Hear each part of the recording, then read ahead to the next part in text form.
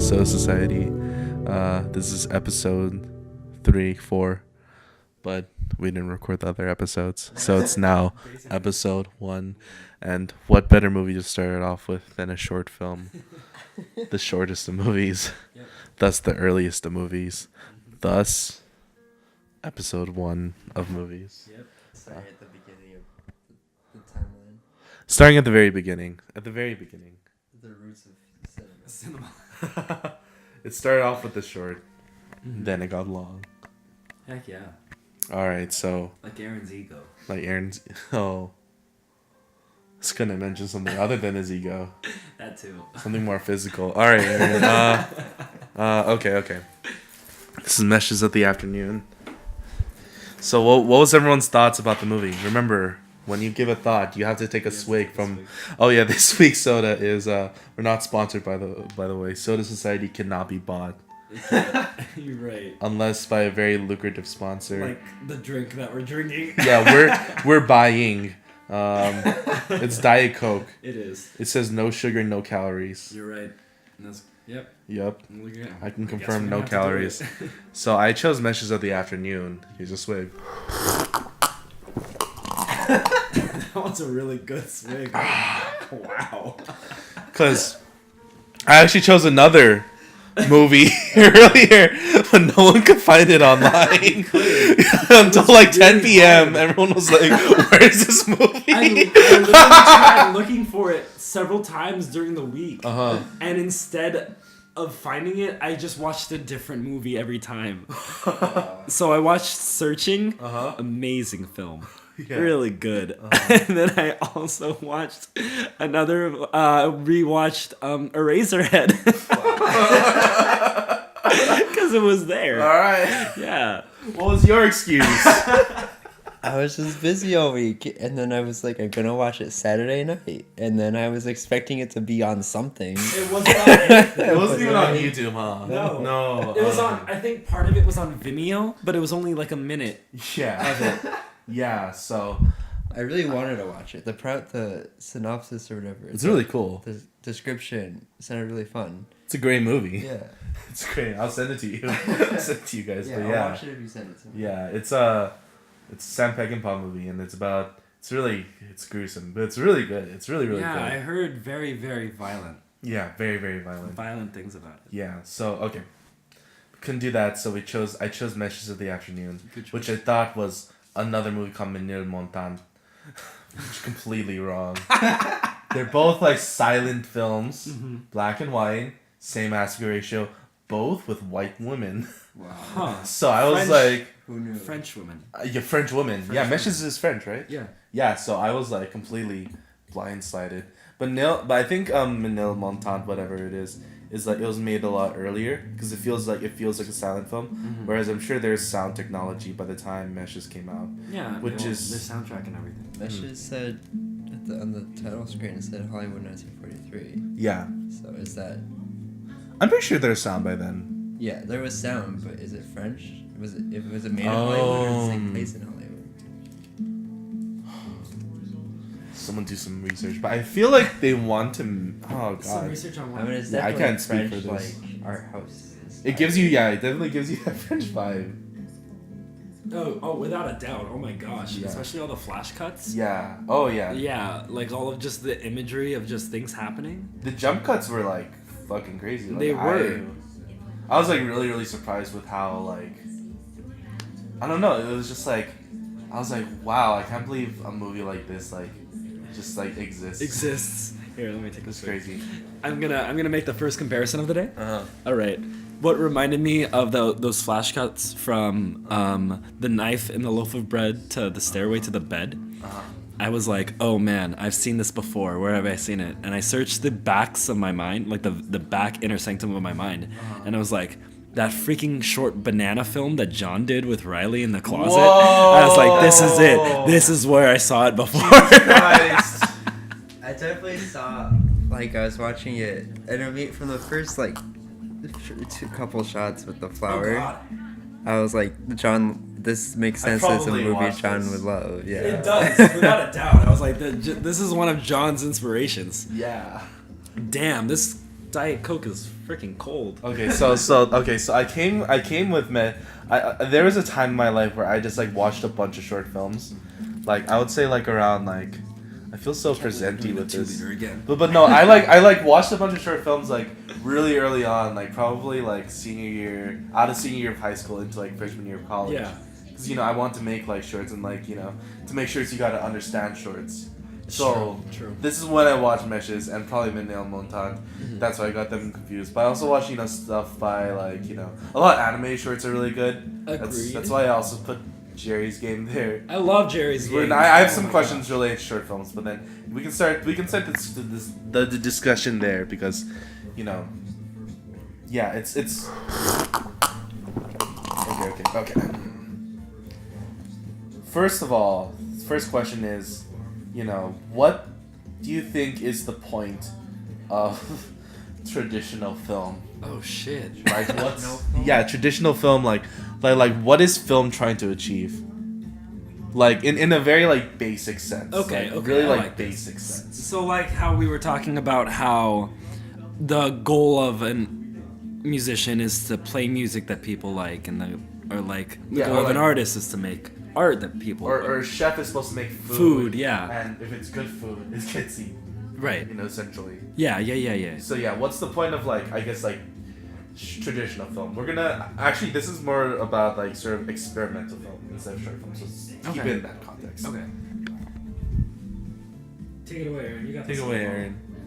You got the Traditional bottle. film. I had no idea. That totally makes sense though.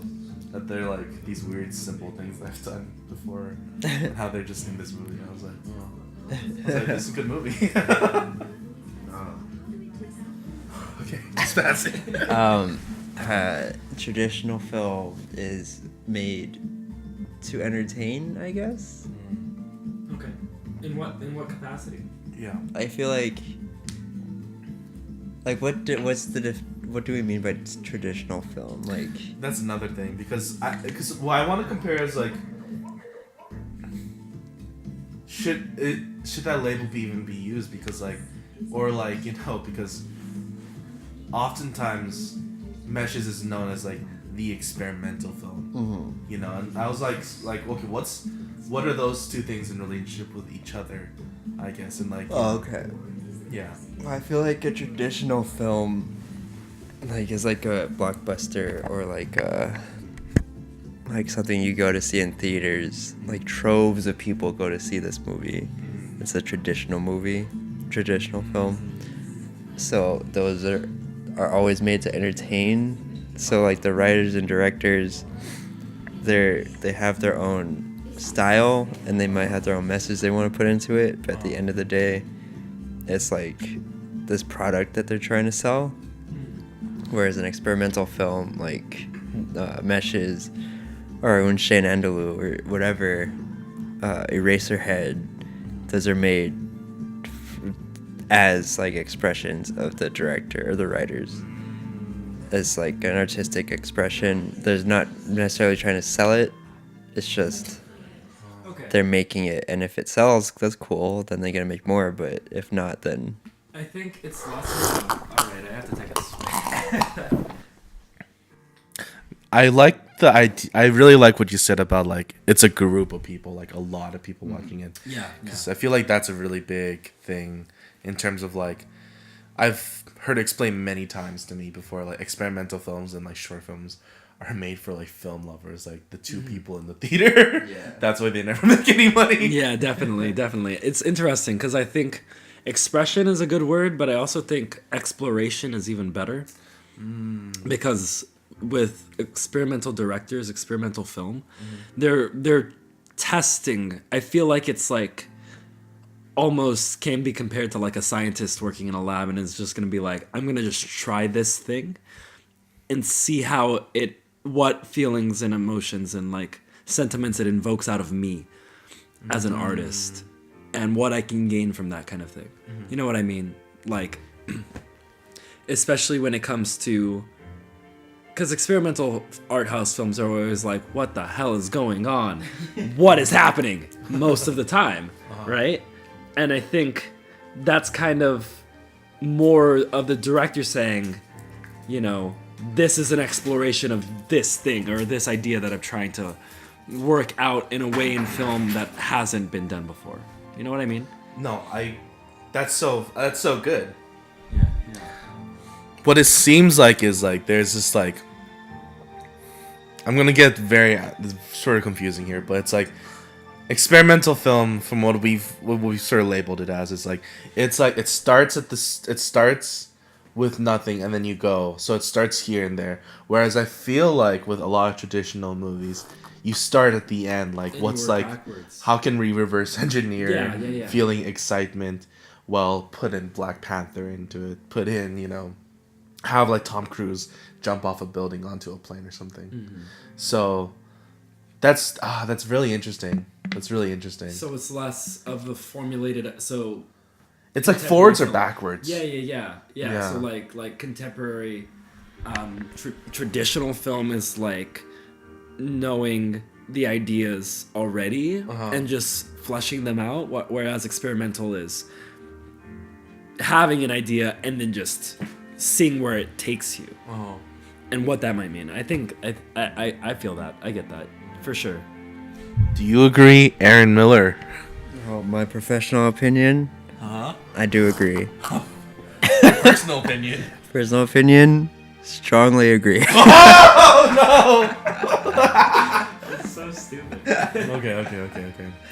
Okay, so that was great. Experimental film, great. Huh. Okay.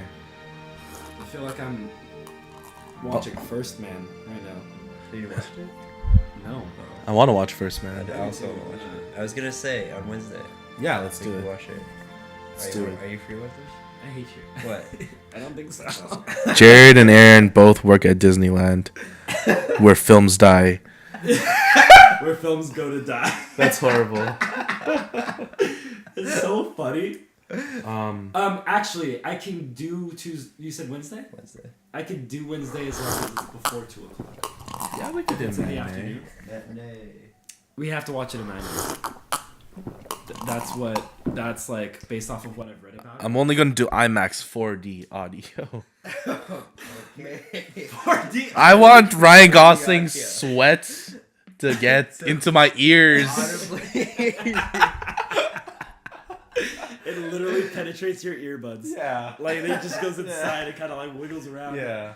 No, but When- of everybody that I've heard talk about the movie, they say what they cut off in IMAX doesn't make it worth seeing in theaters. Legitimately. Okay. I have a prediction for First Man. All right. Who else thinks there's gonna be a jazz sequence? There has to be. There has to be a jazz sequence. It has to be a right? jazz sequence, but on the freaking moon. Yeah, that's what I feel like. Yeah. It's gonna be some kind of like. Yeah, and it's gonna be What a playing while he wonderful- steps out of the spacecraft, and you just see this giant expanse. Hold on. What? He says this is one small step for man. No. One giant step for mankind. And he starts tap dancing. La La Land is treated He by like no. I want Ryan Gosling from First Man to like get onto the moon and see Ryan Gosling from the observatory sequence from La La Land just like dancing, just spinning around. Yeah. It's so stupid. But seriously, in all seriousness, I hear that the third act is incredible. I honestly would not be surprised if there was like a jazz I hope there is. thing. It's got to be at least in the credits, right? Yeah. Right, yeah, definitely. For sure. I love the moon. Something like that, you know. Fly me to the moon. Yeah, fly me to the moon. Frank Sinatra. Or is that too obvious for Damien Chazelle? It is. How obvious is Damien Chazelle? Pretty obvious though. Oh my god. Without a doubt. Did you guys watch that Jimmy Kimmel interview with like Ryan Gosling? Ryan Like, Gosling? like it was like right after they stopped filming or something. He was like doing early press run, and then like Ryan Gosling just looks so like disheveled. Like he was like, First Man? yeah.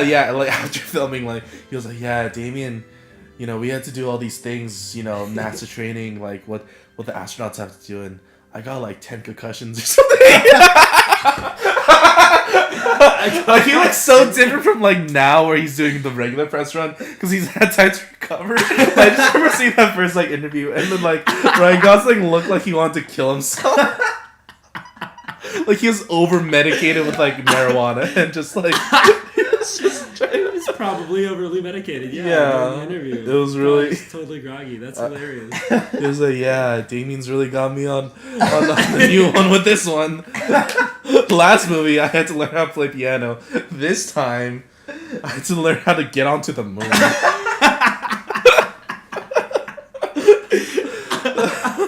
That's really good. Poor Ryan Gosling. Poor Ryan Gosling. He does so much. Yeah, I live for that though. That's so Okay, funny. okay, going back to Michael, sorry. Cool. This is gonna... Okay. What... this is very similar to the last two questions, but, you know, okay, so what do you think a short film, like, ideally should be? You know, like, what is it trying to, like, achieve? Because, like, you know, it's really interesting, because this is all... the way I started to, you know, have, like, the... I had in mind was like the discussion's gonna be about genres and labels we put on things and like like sort of deconstructing like why is that and should that be a label or something. So you know like short film is technically it's recognized as its own genre by say like you know a standard is like the Academy Awards, right? You know you have shorts like Meshes, you have shorts like Gary's Game by Pixar, you have all these different movies, Paper Man by Disney. Disney's been like the most like one of the most like prolific short film making companies ever, which is I think really cool. I think that's some of their best stuff. Yeah, it definitely is. So like what are sort of like what makes a successful short film, I guess? It's going very basic with it. See, that's so interesting because I feel like when it comes to short films, as far as they he just passed me the Diet Coke. You know, I'm gonna add like sound effects like each time it's passed. Go. Yeah, it's just that. But that's the interesting thing about like the label of a short film because I think oftentimes, especially when we're not talking about experimental short films, oftentimes their purpose and their meaning and their messages are just as fleshed out, if not more so, than some of the films that I've seen that are feature-length films. You know what I mean? So, like, as far as what the purpose is of them, I guess it's giving that same feeling of that an actual full feature-length film can give, but in under, 20 minutes? Yeah, I think the general idea is 20 minutes to 25 is probably a good time for a short film, a medium length film or something. I remember reading something where it's like that's 45 around. Features like hour 10 around. Yeah. What do you think, Aaron Miller? Hold on, I gotta drink this Diet Coke. These are labeling it. So these are the audio points I gotta hit. Jeez, we're not even close. You can't capture like the look on people's face after drinking it. I always thought we would never go back to the 2-liter bottle after the first one. Yeah. But here we are. Yeah, I was like, so we had a conversation about like, I want to do tea instead. Jared's like, we gotta do soda or else we gotta rename the entire thing. We had to change the name. I was passionate about that. I mean, like, I was just lying in bed, but like I was still passionate about it because Soda Society is such a good alliteration. It is. And like if it's not just soda, it can't be called the Soda Society. You're right. There has to be some kind of foundation to all this, right? Right. I know. It's the mistake is on us for calling it the Soda Society in the first place. Yeah. But here we are. If you had Booch, we could Booch. pass it off as soda because it's carbonated. Yeah. I think Booch counts, right? I'll count it. Yeah, sure. Yeah. Anything that's fizzy. Yeah. Sure. All right. I'll take it. Sparkling water. Yeah. That counts. Yeah, like LaCroix and LaCroix. stuff. All right, this is a new segment on Soda Society. It's called Fizzometer. Yeah. Rate the fizziness of the soda we're drinking and the fizziness of the movie we watched. I like this. All right, well, we have to set the scale. Like, what's the scale? Like 0 to 10, 0 to 5, and like 0 to 5, like what? All right, Bubbles, so 0, fizzes, whatever. 0 is definitely just standard. We need a Flat. base. It's water. Water is our 0 base, right? It's flat. And then 10 is just like drinking straight bubbles. Yeah. Just inhaling bubbles. Does that work? Yeah. But we have to do say like 0 to 100. All right, That's all our right. scale. Okay. Sure.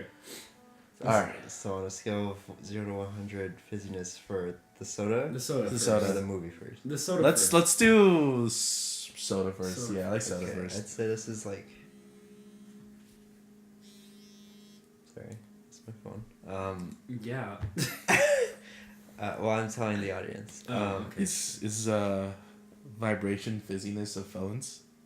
Oh shoot. Sorry. Is my phone a soda? What's the point of a soda? What's it trying to achieve in relationship to traditional soda? Okay, Diet Coke. I'm gonna give it a 75 on the fizziness. Nice. Okay. That's I'd say it's a Decent. good amount of fizzy. yeah, it's fresh. Yeah. Decent. What about you, John? What would you say? The Diet Coke is most definitely. Yeah, I'm gonna. That's a really good number, 75. I'm gonna give it maybe. Yeah, I'll go 72. Okay. Just like right up there. Okay, see, I was aiming pretty low. Whoa. Yeah, because Whoa. I've had, I mean, like in comparison to regular Coke, I feel like Diet Coke is That's less true. fizzy. Regular Coke's very fizzy. So my initial thought was somewhere around a 40, but you guys, I'm a sheep. So when it comes to that, I'm No, gonna say you gotta- my new number is 62. Nice. Nice. Alright, so it's still not. We weighted brought it you up up, a yeah, but Yeah. not too Not much. too much. Yeah. It's probably like around like. Keep it humble. It's like a high 60 average. So I think that's decent for Diet Coke. I You think know. so too. Yeah, I would say like if we're just going by memory, you know, I think regular Coke's that's definitely like an 85 or something. Yeah, Almost 90. Diet Coke's regular Coke's very fizzy. sure. Don't even talk to me about Ramune. That shit. One is day not we're gonna even have fizzy. ramen. Yeah. Yeah. On the We're gonna that's when we're gonna invite George and Alex Yeah. Wow. on for like an They're like anime. guests. Well, we're gonna watch an anime movie. Oh. See, I'm So waiting good, for right? that day to happen. It's gonna happen eventually, but not next week. Yeah. We're gonna get a better mic system than me just passing this on. Alright, rate meshes. Meshes. Oh man. I would give it like a solid 90. Ooh. 90 Yeah. fizziness. Oh, Yeah. that's pretty good. Okay. I'm right there with Aaron. Honestly, I think as far as how fizzy this thing gets, especially, can we say the third act of a short film? Yeah, I was gonna say like an 89 for sure. Yeah. I think like what makes it so fizzy is like it's so compact and so much stuff happens, and you have to realize like also taking like it's like made so early in like Yeah. I guess the history of like movies in general. Exactly. The fact that they were doing the stuff they did in that film when they were doing it, Yeah, incredible. and so much more fizzy than like a lot of movies we've seen recently. You said the things that were during that movie. Uh-huh. The slow motion, Yeah. was that edited slow motion? That shit's crazy, Or was right? she acting a slow motion? I think I have she's no idea. really like I think her she's body's actually- like amazing. Yeah. I think she was actually doing it. I don't think they've Okay. gotten slow motion down at that point. I feel Yeah, like but then No, that's for weird sure. because what do they have to base slow motion off of then? frame rate. But like if Oh. she's acting it out, had they seen slow motion? Like that was Oh, like in general, Yeah. in like real life. was slow motion. I mean, big? Wow. I mean, like, people did things slowly. I'm Yeah, sure. I mean, But you when know, we it's like do those slow like motion, we're thinking about movies that are doing slow motion. yeah, that Yeah. are. Like Yeah, when we fair. pretend to be doing slow motion is for fun, I like how you did as that we scene often- straight as from- as we often do. Yeah. Um, The scene straight from our first night at the Opera House. We were pretending it. Was Yeah, in slow exactly. motion. Yeah. Yeah. I have no idea. That's crazy. I don't know. Is this the first example of slow motion on film? I have no I can idea. pull up that history. I mean, Yeah. it probably isn't the first example of slow motion. but Someone's it's got to like- be the research guy. Just have a laptop and like, Okay. Yeah. I did the research on. You did that, yeah. What did I look up? Maybe that should have been my responsibility, but whatever. For Blue Velvet, Blue Blue Velvet. Velvet. No, but you asked me to do something today. Oh, it is American. It was Oh, okay. invented by the Austrian priest August Musker of the early 20th century, is what this says. It's a style where each film frame is captured at a rate much faster than it is played back. Yeah. It's like, I mean, they must understand the idea of slower motion. Like, No, like, you know, like those like really like early movies where it's just like, here's the picture of the horse like printed like 8 times and it goes like that. You could go like really slowly moving it. So I don't know. It says that one of the first ever moving pictures was a slow motion clip of a horse galloping in 1878. So I mean, like, based off of, I feel like even with technology, them trying to get film up to the medium that it became, it would have, yeah. Even if like that horse thing is, it's not lifelike movement. no, Yeah, it's yeah, slow. Yeah, it's slower. But they like really, it's so fluid how she does it, Oh yeah, without a doubt. which is incredible. And she's the like. It was also incredible to learn that both of the actors were the directors. Yeah. Yeah, like husband and wife duo. Yeah. Also, the music, according to Wikipedia, Uh-huh. wasn't in the original. I was gonna mention It that. wasn't added until 59, It was meant to be seen silent. You're kidding? Yeah. Huh? but it was 59. Uh-huh. The composer was this Japanese man that was the woman's third husband. Whoa! So she divorced the guy that was in the movie, Wow. married somebody else, Wow. and then Divorced him. divorced him, Wow. and married the Japanese guy who made the music for this movie that had her first husband. Jeez. History lesson. That's wild. Wow, that is pretty crazy. Makes me think that she did most of the work on the movie. Yeah. Honestly, you're right. I feel like it she was did. definitely her project. Yeah. It looks like it's her project. Yeah. So I give this movie on the Fizziness scale 95! Wow. Now, is this a fizziness scale for short films or for films in general? Ooh, I say films in general. Yeah. Like, Wow. Okay. Yeah. because, okay, my thoughts about it are like, yeah, like what you said about just like, you know, having movies are just like, Condensed versions. not even condensed versions. They should be their. It's almost like their own thing. Like it's really interesting how the short film market is because I know a lot of a big point of short films nowadays, like with like a lot of modern filmmakers, is like everyone's doing it to get to that feature film. No one ever wants to make this short, but you have to learn. But then like I think the art of the short film is sort of like lost in that kind of sense. Like they, you know, and it was definitely like when they were making Meshes, they weren't like, oh yeah, the Meshes, we want to make this like a feature length film or something. No, it was definitely like, okay, like, how can we disorient the viewer the quickest and like the most condensed, I guess, you know, like in the most condensed way. So I don't know. I feel like that's like, you know, I feel like short films are really like underrated because they're called short films. It just sounds like lesser from outright. Here's my swig of Diet Coke.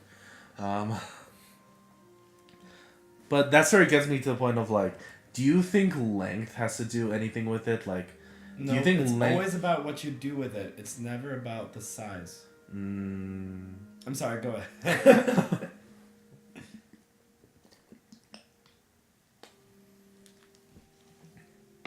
My theory is, just because you put so much more time into a feature length, you want to give it more like credibility than a short film. Cause like, an hour and a half to you is means much more than like 7 minutes to you. Yeah. I feel like in the traditional sense, which is really interesting. Which brings it to like television, right? Like these like hours and hour long, you know, like huge like time commitments, you know. And like, I think that's how much it becomes like a part of your life. Like you've talked to anyone who like is obsessed with like Friends or The Office, these long running syndicated like programs. They're like, yeah, I love The Office. I love it. And it's like okay, what else can you do? I love The Office, man. I can quote The Office.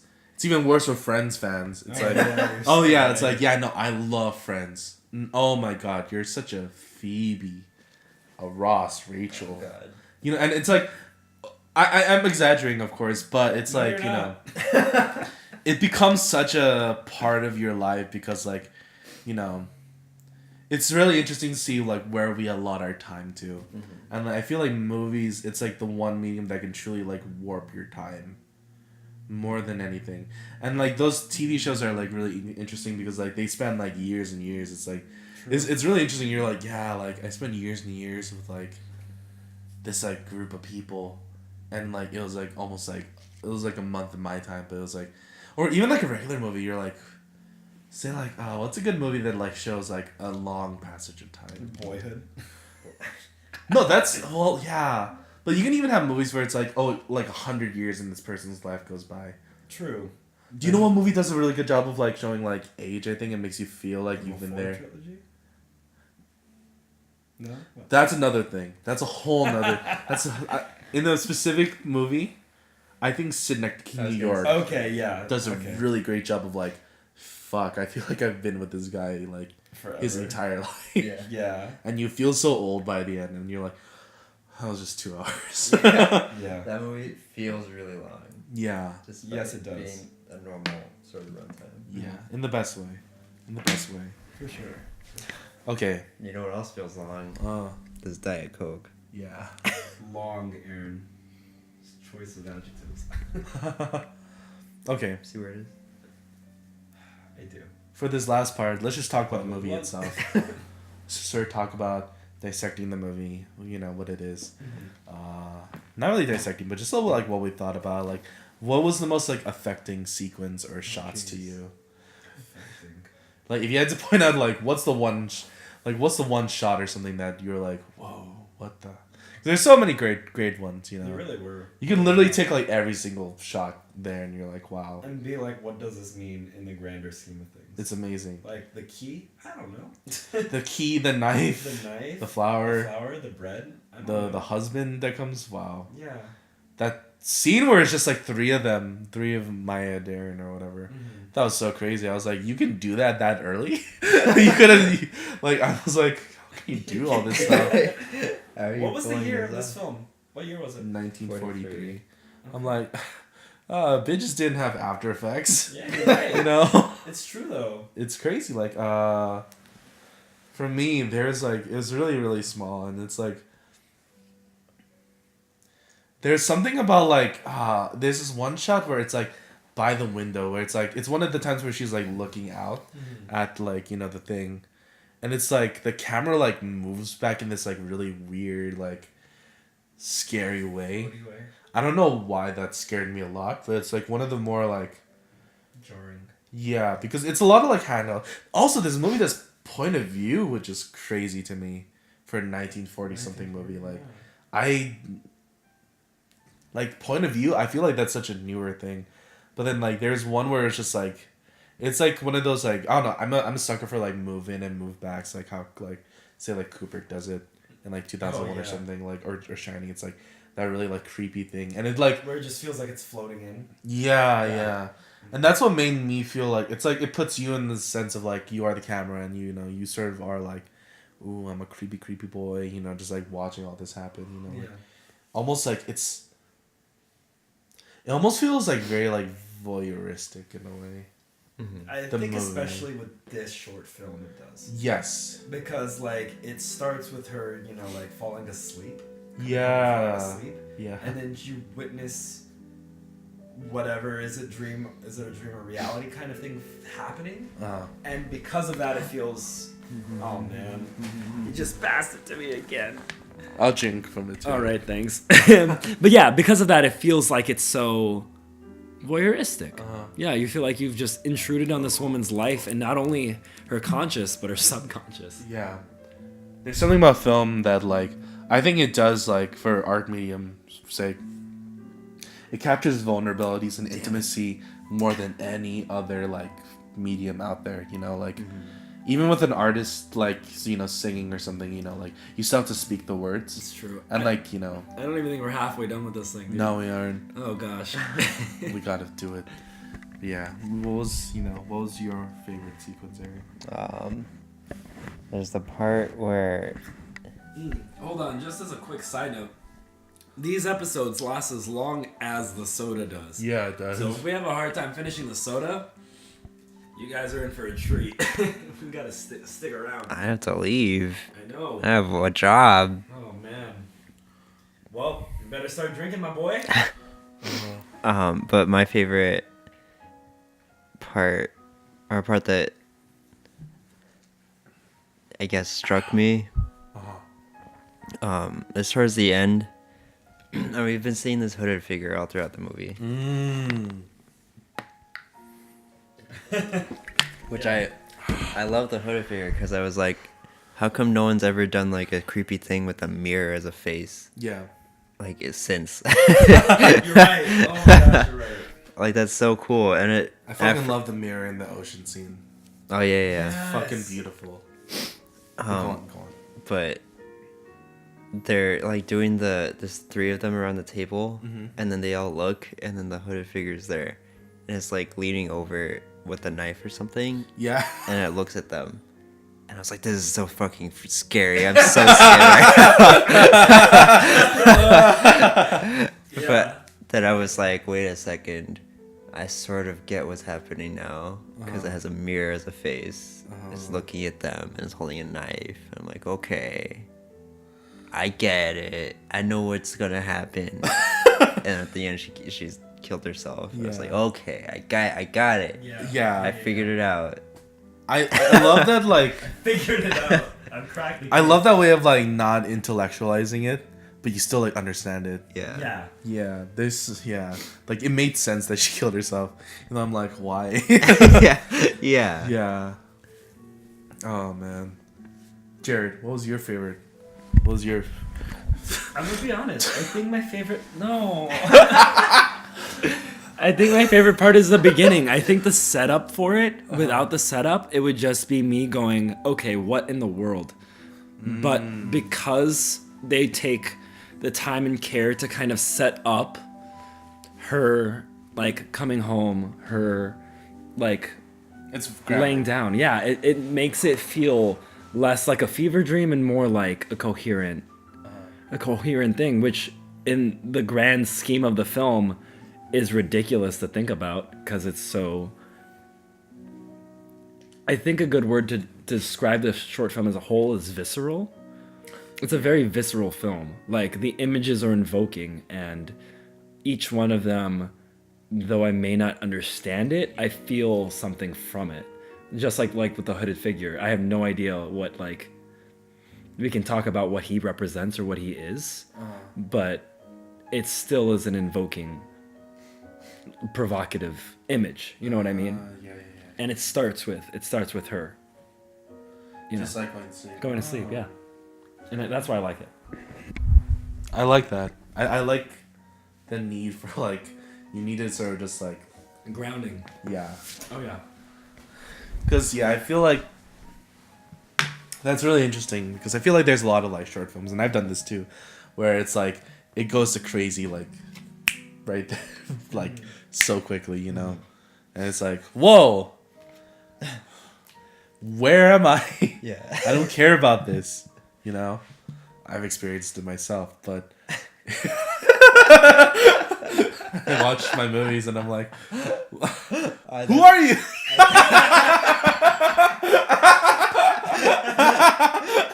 When you said that, I thought you meant in real life, but that's also really good. Yeah. Who are you? I like that. But I don't know if you're gonna say like No. but it was really interesting because when you have something where it's a character sort of reliving something like this, Yeah. like it, I feel like with the way we Oh gosh. Okay. he's choking on the Diet Coke. Oh God, I'm dying. Okay. The way we've been sort of conditioned by movies that do that, Yeah. Groundhog Day or whatever, is like every time they sort of go through this cycle, they're confused at first, but then they sort of figure it out, and then they have to do something to solve it. Yeah. But this one, I don't know if it was me projecting onto it, based on my previous experience with these sorts of stories. But it's like the first time you go through the cycle, the first time I went through the cycle, I was just like, what? And then the second time, it seems like it takes it sort of slower, and she's like climbing the stairs in slow motion, and she falls through the curtain or whatever. And then I was like, okay. And then it just keeps going, and over time, like she only spends like a second looking out the window, and like you see the figure and then her walking up, and then she like does something. It just seems like she knows. Oh yeah. Like it seems like she's learning every time or something. And it's like Yeah, but at the same time, you don't really know what she's trying to solve, and it doesn't seem like she's trying to solve anything because like it introduces the key. It's like, okay, maybe the key's like important, but then it gets to the point where there's 3 of them and they all have keys, and it's like, okay, I'm not really sure if the key will actually help. And so it's just sort of like, like it for me, it seemed like it upped the urgency, and then immediately just sort of was like, never mind, we're just gonna take our time with these. Yeah. And each time it's gonna seem like she's learning something, you're learning something, but also maybe not. Exactly. I love how possibly, like, how we as an audience decide to interpret meaning. Every time. Also, I'm gonna take a dump. But You didn't have to whisper that. You shouldn't have. You could have just I'm left. gonna take a dump. Thank you so much. But you guys keep talking, I can hear you from the bathroom. You're gonna keep the door open or something? Don't keep the door open, I Aaron. usually can hear you guys. Okay, great. We are pretty loud. Yeah, we are. What was I saying? Oh, yeah. How we as an audience oftentimes choose to attribute meaning to things, especially when there might not be as much as we think it is. Like, I'm very curious as to saying, like, how much are we looking into, like, with just the idea of the key or something like that. Yeah. Like, obviously, the filmmakers put it in for a reason, and they wouldn't do anything that wasn't for a reason. It's just to be evocative. Exactly. I think with film specifically, it's a specific medium of art where the director and the people involved in the making of the film always have a reason for why they do it. Whereas if you're a writer for a novel, I could flesh out with fluff that I wouldn't necessarily have meaning for. I think in a filmmaker's mind, there's always something, but there's still that whole idea of like what the audience decides to make of it is what the meaning becomes. And I think that's really, really nice in experimental film, especially like in meshes. Yeah. You feel that. It's like the thing in like Blue Velvet that we watched last week of like the women in Benny's like brothel place. Yeah. They're just like sitting there and not doing anything. Exactly. Never explained, never even talked about they or add something. acknowledged. But they do. They add atmosphere and they add tension and they flesh out this world, and it's up to us as an audience to say, okay, what is this place to us? What do we think it could possibly be? Yeah. And the film doesn't, like, it's not there to give us an answer. It's there to just show us. You know what I mean? Yeah. And I think that's what Meshes is doing too. It's just showing us what it wants to show us in this really Does not creepy. hold your hand. No, not at all. not Like in a hold really your hand. creepy, like ethereal way. It just shows us what it wants to show us, and it's up to us to say, all right, this is what it's about. This is what is happening. Yeah. More and more, like, I find those movies really cool. Just like, all right, here's everything. Like, you know, like, I think there's something about like just trying to control the audience too much that like I think a lot of like mainstream films like can like fall into. Yeah, the exposition that you Yeah. never really need, and you know it's for the audience sake. It's not for the sake of the actors or the plot or the characters. Yeah, I definitely agree. It's like, and like sometimes it can be done really, really well. I think they're like filmmakers who do that very well. Like, you know, like I think someone like Spielberg or something is like so good at it. Yeah, Nolan's in Inception is really good at the explanations part. Yeah, I mean it's like they're holding your hand through it, but then it's like it's done by someone who like really cares about it. Whereas like I feel like you can get like a really like generic kind of movie. Yeah, like, let's talk about the Jurassic Park Lost World. Not Lost World. Jurassic World. Yeah. What's the newest one called? Oh, Fallen Kingdom. Fallen Kingdom. Yeah. Where that exposition. Have you seen it? I haven't seen it. Oh my God, don't. 'Cause I don't want to spend money No, you're right. Don't spend on money. shit. I'm seeing Jonah Hill's mid-90s though. Good idea. That's a good idea. Yeah, but I like wanna it's see like that where there's a scene where they're literally talking about Blue, and they go on this whole rant of like, Blue is a velociraptor. I've trained her since she was like born, and you're like, we know that. Why are you telling? She knows. Everybody who's in that scene knows you did. It's a fuck you to the audience because they're like the studio's like, all right, these guys are so dumb. Yeah. We got to get the most charismatic guy we can afford on our budget, Which is Chris Pratt always. Oh wait, Robert Downey Jr. is not available. Let's get Chris Pratt. Let's get Pratt on. Yeah. Bring me Pratt. Oh yeah, definitely. But that's exactly. It does feel like a fuck you. For sure. I think it's like that's the worst thing. It's like I don't know. That's how I feel about a lot of Yeah, movies. literally isn't the first rule of filmmaking is show the audience, Show, don't not tell the audience? Yeah. Then what's happening? What's happening to just modern cinema? Like not all, obviously, but especially like the mainstream stuff. Tentpoles are formulated. Yeah. Like I'm just very cynical. I'm very cynical nowadays, you know, like I know. I feel like Venom is going to be like a very similar kind of thing. Oh man. Of like this is the formula of how to make a movie. Like, you know, like how do you like let's try to like capitalize on all these points. Welcome back, Aaron, by the way. Have you seen Venom? Yeah, I have. Oh. You guys? I want to. Okay. My recommendation for going into it is one, I would not spend money to see it. But if you go into it thinking it's less of a superhero movie and more of a buddy cop film, then you're gonna be right where you need to be. Wow. It sounds awful, but that's the product. Funny, That's though. That's a thing. Okay. It was not advertised that way. It was advertised as like this dark, edgy. Come on, man. It was. Okay.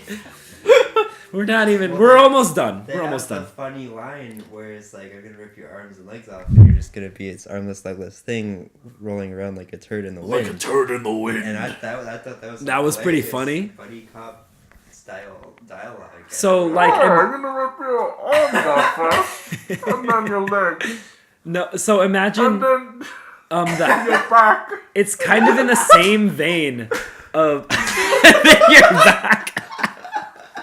That was so good. Gonna be a turd in the wind. That was really good, actually.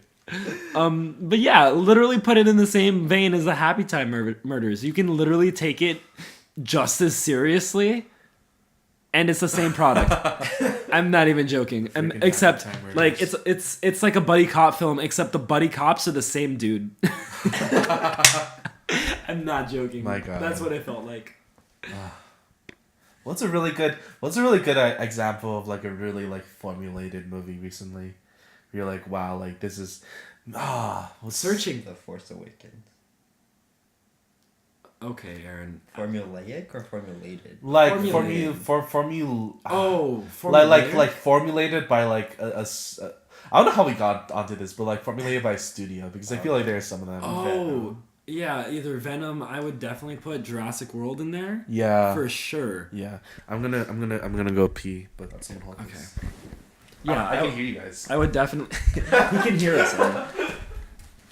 I would definitely put those two movies in there because I don't know if you could. Don't do it. He was about to pour the remainder of the Diet Coke onto a plant fake plant. that isn't even alive. Well, he didn't close the door. No. But to get back to the point, we're talking about how so often nowadays filmmakers are just getting to a point where they think the audience needs to be like hand fed literally every point of exposition so nobody is lost on it. And if I'm thinking correctly, literally every filmmaker who has been influential has said something along the lines of, the audience is not stupid. Like, an audience is much smarter than that you think they are. So you don't have to. Mm-hmm. So why is it happening where most blockbuster films nowadays, they are doing just that? Because they want to get as many people. Hold on. It's a roller coaster. They want to get as many people in as possible, so they don't want to even risk having to put any effort, any like weight on your brain. So it's just like, we have to spell it out for you, I so think, that we can get everybody. We could get everyone's mother, wife, and child. I think this. there are really fun movies that do just that don't hold your hand that way. You know what I mean? Like, there are some movies, like a movie that I didn't think that would do well commercially that did was Swiss Army Man, and it didn't hold your hand at all. It left interpretation up to the viewer, and it left the circumstances up to the audiences as well. And it just kind of thrust you into it without having to overly explain anything. I thought that was a really well done, like, version of that. Yeah, that's how you get like well-made Films? movies. You're right. Baby Driver is a really good blockbuster movie. Yeah. But no one's not. But you know. You're right. I thought it did well. Well, I mean, I don't know. I don't know It how did it okay. did. It did okay. Great. Yeah. I should have gotten blockbuster hype. But That's true. True. Swiss Army Man. I'd say all of Edgar Wright's movies. They're all like really good blockbuster style movies that are just well made and well written because they don't hold your hand, but you know what's going on. Yeah. It doesn't take that much effort on your part It doesn't take that much to effort figure as a it writer. out. Yeah. Like, don't you think it's easier for the writer to omit information and let the audience go, oh yeah, in this world this happens, instead of saying, in this world this happens, and now I'm a scientist and that's why it has to happen. Yeah. Giant shark. I'm talking about the Meg. Okay. Bringing it all back. Bringing it all back to meshes. Okay. I don't know how to pose this question. Do you think... Well, I don't think... Well, first of all, I don't think meshes can do well in the modern audience. But then, like, you know, what would have to change? Or, like, you know, like... that's really weird. Like, how do you make meshes mainstream, I guess? Like, how do you do that? This is not an answer. Or I'll answer after I say this. Absolutely in 5 minutes. I thought you were 45. It's gonna be 40, and I have stuff in my house to get something. Alright, you know what that means, Aaron. You started this off, you gotta finish this off I as well. can't There's drink all that. probably a quarter of the bottle left. This is like a can. That's not just a can. That's a little bit more than a can, I think. But, Aaron, you know what? You gotta start strong, you gotta end strong. So, can you say your question one more time? How do we make meshes mainstream? Dialogue. What? Dialogue, okay. But, like, Would it have to be like a movie? cultural shift? Yeah. Yeah. Without a doubt. I don't think meshes is. If we had to keep meshes like intact, that's the thing. See, because here's the thing. I think you could do something like a Fathom event with meshes and get the audience that meshes like appeals to. Yeah. The experimental art house crowd of people who are like, I want to experience a part of, honestly, cinematic history in a way that, you know, we can talk about it the way that we're talking about it right now. Yeah. I think you get those people. If you wanted to make it mainstream, I don't think you have to, because it was created with the intention of pushing towards an audience. Like, it goes to a question of like, who is art for, and does it have to be for everybody? And I think a lot of filmmakers nowadays are saying, we want to make more money, so it has to be geared towards everyone. And film and art never has to be that way. And I don't think meshes is that way. Wouldn't it still be cool for like just like regular people to like interact with like... It would be. Yeah. I think they have to be But- willing, though. They definitely have to be willing. Because if you sit them down, they're just going to resent it.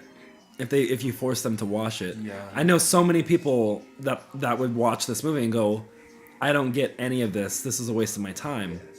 Because they're not taking the the step to go, all right, this is what I'm about to get myself into. Yeah. Yeah. Packaged a bunch of shorts together. We have to finish this in 5 minutes, Aaron. You're right.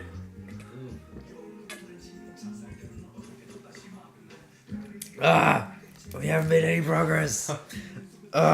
We haven't made any progress. And Aaron, zero at it's all. almost an entire 2-liter bottle of Diet Coke. This is the quarter, but package a bunch of short movies together. Whatever we don't finish now, it's for the next week. Okay. Oh, You package a bunch of short movies together. Some that are more easier to palette for everybody, and you market those ones. You have like 5 short movies, short films. Yeah. They're all 20 minutes or whatever. The other 4 are fun movies that everyone can. Yeah, what would you say would be a fun movie that everyone can enjoy? Would you put The Phantom Menace up there? I mean, for short films. Oh yeah. So with The Phantom Menace. No. Phantom Menace is not sure. And then you have those ones marketed, and then everyone goes to theater, and they watch the first 2, and they're like, okay, I like those. Those are fun movies, fun short films. And then you put Meshes right in the middle. Don't And tell they're anyone. like, People would you still don't be tell like, anybody. "Oh, it's And they'd be happening." like, but more people be watching it, You're and right. maybe you I get feel- 5 that feels people who like it. dishonest. Yeah. You get Yeah. 5 people who enjoyed it at the theater of 100 people, Yeah. and then you have the last 2, and then they're just like, wait, was that one in the middle supposed to be there? Yeah, it felt like a very weird musical interlude that nobody asked for. This is what I'm saying. Like, I think short films like Meshes has a place within society.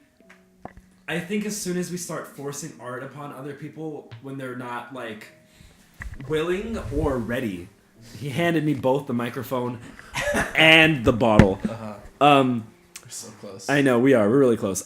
Once we start forcing people who aren't ready or willing to watch the art, then I think we start losing the power that it can have. You know what I mean? Like, you Expand wouldn't... on that. Because, like, if we were to make a short film, we would never, like, grab an audience and tell them that we're going to have a party and then sit all of them down in the middle of it and be like, but we're also going to watch our short film. Oh, I've done that. No, you haven't, John. You haven't. Because there's always... What I'm saying is there's always going to be an audience, regardless of the film, of people who are going to be like, yes, I'm willing to see it. If we were to make a short film, there would always be a group of people who are like, yeah, we would like to see it. And you don't have to, like, force them into doing it. You know what I mean? And I think those are the people, when you're making art, regardless of the art, it's still something that you always... I don't know a single artist who will make art just for the sake of making it anymore. I know everybody makes art with the intention of, like, this is going to be seen at some point. Yeah. And you have an idea in your head already of who that person or that group of people are. You know what I mean? You And can't do that with movies. That's what I realized Yeah. with movies, especially, like, take a sip of that. With movies especially, like, I've had this trouble of, like, I just want to make something where it's, like, I've had trouble, like, I just want to express myself right now, but it's, like, it's so hard to do that in the sense of, like, I want to be completely by myself, I want to be self-indulgent, I want to be alone with this. Damn it, this is so... So, but then movies are such a collaborative medium. Like, you sort of have to give it, you sort of have to set it and give it to, like, people in a way. Like, that's the spirit of, I think, what, like, movies are. Yeah. In a way. Oh, yeah. And with that, I think we can close out our first episode Yep. of the Soda Society. Yep. We got 2 things left that we got to do, though. Oh yeah, the announcement, The announcement of next week's movie and soda, and then our sign-off. our sign off. All right. But just so everyone knows, this is Jonathan Kim. Well, actually, no, I'll use my stage name. I'm John Pacific. I like that. This is Jared Lindsay. Stage name. Jared Lindsay. And Aaron Miller, stage name Big Puss. stage name Big Puss. All right, guys. Okay. So next week's movie, 'tis the season because it's October. Have you guys seen the original Halloween? No. We're watching the original Halloween, Michael Myers and all. And next week's soda is going to be a 2-liter bottle of, drumroll please, Jarritos Red. Wow. Jesus Christ. Never had Jarritos. Jarritos is so sugary. It is. Here we Jesus go. Christ. I might just get bottles, but regardless, that's the soda. I think 2 liters is really funny though. it is hilarious. Yeah. And No, it's unfortunate. All right, let's do the sign off. How's it go? I don't know. So we have to do a different sign off each week. All right. So- This week's send off is gonna be everybody in the middle. on Soda, 3. soda. Soda. Stay So- fizzy. Okay. Right, ready? Soda, stay fizzy. Ah, that's bad. That was painful. But it's great. It is. It's great. It's perfect. All right, the final chug will be done by Aaron Miller. The final chug. Go. Keep on going. Like, push yourself. Push yourself. That was pretty I good. can't. Amazing. That was pretty good. That was good. We'll post a picture of this on our Twitter page. Our Twitter, you got it. All right. Thanks for joining. Thanks for joining us. That was a nice hour. That was an hour? That was an hour. Wow, good for us.